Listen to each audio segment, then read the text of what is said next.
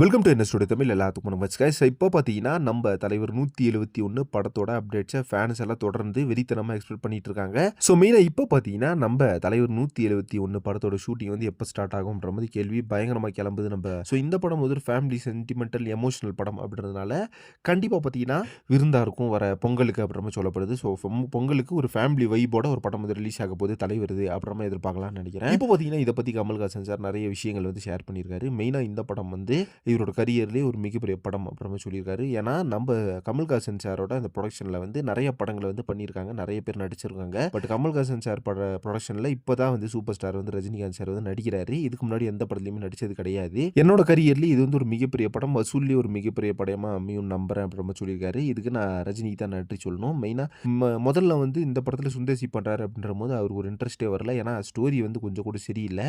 அதனால இந்த படத்தில் படுறதுக்கு கொஞ்சம் கூட விரும்பவே கிடையாது. சிபி சக்கரவர்த்தியில் இந்த படத்தோட கதையை வந்து பக்காவாக ரெடி பண்ணியிருக்காரு அப்படின்ற ஒரு காரணத்தினால இந்த படத்து மேலே இருக்க அந்த எதிர்பார்ப்பும் எக்ஸ்பெக்டேஷன் பார்த்தீங்கன்னா வேற லெவலில் ஃபேன்ஸுக்கு இருக்குது அப்படின்ற மாதிரி சொல்லியிருக்காரு. ஓகே ஃப்ரெண்ட்ஸ், வெயிட் பண்ணி பார்க்கலாம் அடுத்தடுத்து நம்ம தலைவர் 173 படத்துலேருந்து என்னென்ன அப்டேட்ஸ் வருது அப்படின்னு சொல்லிட்டு. ஸோ நீங்கள் இதை பற்றி என்ன நினைக்கிறீங்க அப்படின்னு சொல்லிட்டு கமெண்ட் பாக்ஸில் மறக்காம மென்ஷன் பண்ணுங்கள். நெக்ஸ்ட் ஒரு இன்ட்ரெஸ்டிங் பண்ணுறேன். Thank you friends.